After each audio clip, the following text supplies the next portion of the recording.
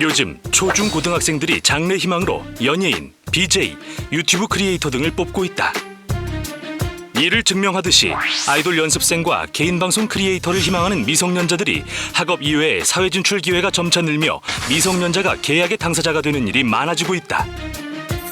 민법상 법률 행위의 책임을 지고 단독으로 계약을 진행할 수 있는 성인과 달리 미성년자는 법정 대리인의 동의 없이 계약을 진행할 수 없는 것이 원칙이나 문제는 앞서 말한 학생들의 장래 희망인 직업들은 소속사와 전속 계약을 체결하는 것이 일반적인데 부모의 반대, 업체의 회유를 이유로 법정 대리인의 동의 없이 몰래 미성년자가 단독으로 계약을 하는 경우가 있다.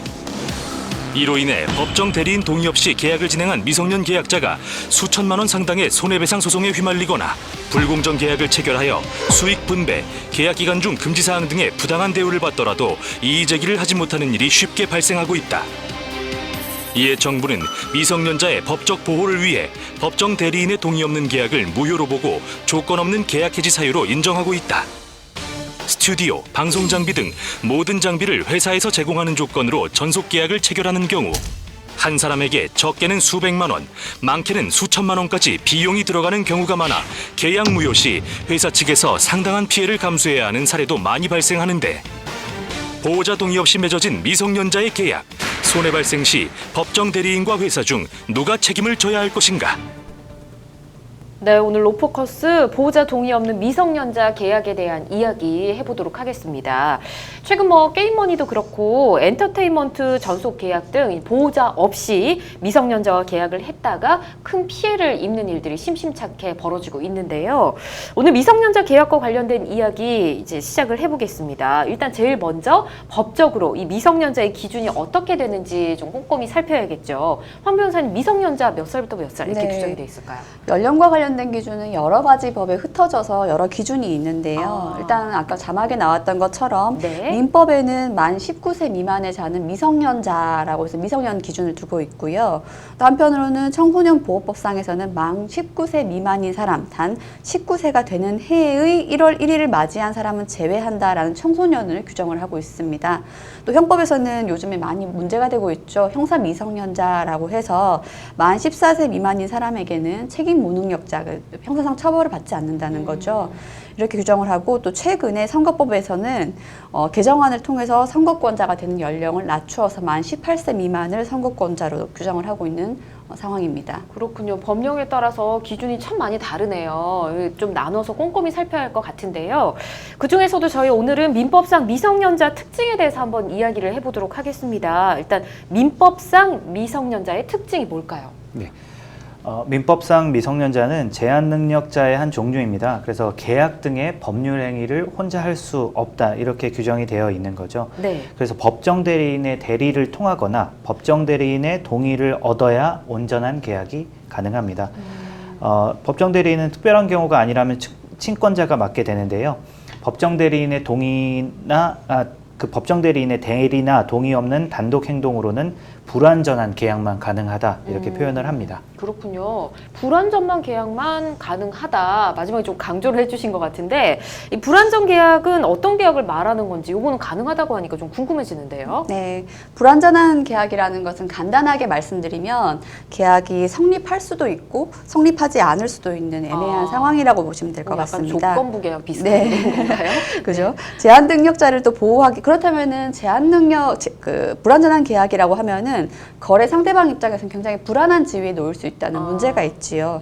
예. 이렇게 규정을 둔 것은 제한 능력자를 보호하기 위해서 부여된 취소권 때문인 건데요. 즉 부족한 판단 능력을 가진 제한 능력자를 보호하기 위해서 그러한 계약의 상대방에 대해서는 불완전하다. 계약이 이렇게 될 수도 있고 저렇게 될 수도 있다 보니 불완전하다. 보호해야 된다라고 해서 일정한 기준을 통해서 합리적으로 판단할 능력이 부족한 사람들을 일률적으로 정해놓은 것을 제한 능력자라고 이야기를 합니다. 네. 예를 들어서 피한정 후견인, 피성년 후견인 미성년자 등이 이러한 사람에 해당하는 건데요. 이러한 사람들은 합리적 판단 능력이 부족하기 때문에 잘못된 판단으로 손해를 입을 가능성이 상당히 많습니다. 그래서 취소권을 부여를 한 후에 추후에 계약의 득실을 따져보아서 취소를 할 수 있고 안 할 수도 있는 상황을 주는 건데요. 이처럼 제한 능력자에게 유용한 경우에는 계약을 유지할 수도 있고 손해가 되는 수도 있기 때문에 계약을 취소하여 없던 것으로 함으로써 제한 능력자를 보호해 준다라고 보시면 될 것 같습니다. 그렇군요. 알겠습니다. 취소권을 통해서 추후 계약을 없던 걸로 한다면 이 계약을 일단 한 거니까 뭔가 받기로 했을 거 아닙니까? 뭐 상품이든 뭐든 이런 받은 걸 어떻게 해야 될까요? 뭐 돌려줘야 되는 건가요? 네. 상품은 계약을 통해서 이제 받은 물품인데 네. 계약 자체가 무효가 됐다면 다시 판매자에게 돌려줘야 합니다. 계약이라는 근거가 없어졌기 때문인데요. 네. 근거 없이 획득한 부당이득이 되는 거죠. 그래서 민법에 의해서 부당이득 반환 의무를 지게 됩니다. 이에 따라 판매자와 소비자는 서로 대금과 상품을 서로에게 돌려줘야 되는 거죠. 그렇군요. 네, 상식적으로 뭐 계약이 취소되면 돌려준다 이대로 실행을 하면 될 것 같습니다. 근데 취소를 하려는데 상품이 또 손상이 됐을 수도 있지 않겠습니까? 이럴 때는 어떻게 해야 될까요? 네, 미성년자의 경우에는 제한 능력자이기 때문에 민법 제141조를 적용한다라고 보시면 될 것 같습니다. 민법 제141조에서는 네. 취소의 효과에 대해서 제한 능력자는 그 행위로 인하여 받은 이익이 현존하는 한도에서만 상환할 책임이 있다라고 되어 있습니다. 즉, 그 말인즉슨 원래 상태에서 손상이 있었다 하더라도 지금 가지고 있는 현 상태로 반환하면 된다는 거죠. 여기서 우리가 예상할 수 있는 것은 거래 상대방이 굉장히 불이익하다라는 것을 예상할 수가 있지요. 알겠습니다.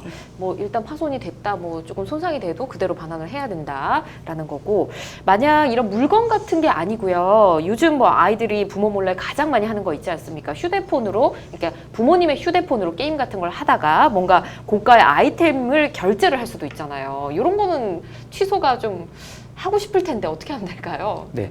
앞서 말씀드린 바와 똑같이 이제 미성년자는 민법에 의해서 독자적인 법률 행위를 할 수 없고 예. 법정 대리인의 동의를 얻어야만 합니다. 네. 그렇기 때문에 구매 계약 체결 시 부모의 동의를 받지 않았다면 그러면 이제 부모는 미성년자가 한 계약을 취소할 수 있는 거죠. 네. 바로 취소를 할 수가 있군요. 네, 맞습니다. 근데 또 이럴 수도 있잖아요. 이런 고가의 아이템을 결제를 했는데 아이가 일단 그 아이템을 다 썼습니다. 그리고 나중에 휴대폰 요금 고지서를 보고 부모님이 알게 될 수도 있잖아요. 이럴 때는 어떡하죠? 네, 민법에 따르면 미성년자인 아들이 부모의 동의 없이 아이템 구매 계약을 체결했기 때문에 네. 원칙적으로는 계약 취소를 주장할 수 있는 것이 맞습니다. 맞는데 문제는 거래 상대방, 즉 아이템 판매한 사람인 거죠. 거래 상대방 입장에서는 이를 또 거부할 수도 있다는 겁니다. 법 적용이 그리 간단치 않다라고 이해하실 것 같은데요. 네. 일단은 스마트폰의 명의자가 부모님이기 때문에 그 결제를 부모가 했는지 아니면 행위는 미성년자가 했는지를 확인하기가 어렵다는 문제가 있는 거죠. 쉽게 말해서 결제 대금을 만약에 환불받고 싶다라고 하면은 결제를 명의는 비록 부모일지언정 자녀가 했다라는 걸 스스로 입증을 해야 되는데 이게 쉽지 않다는 거죠.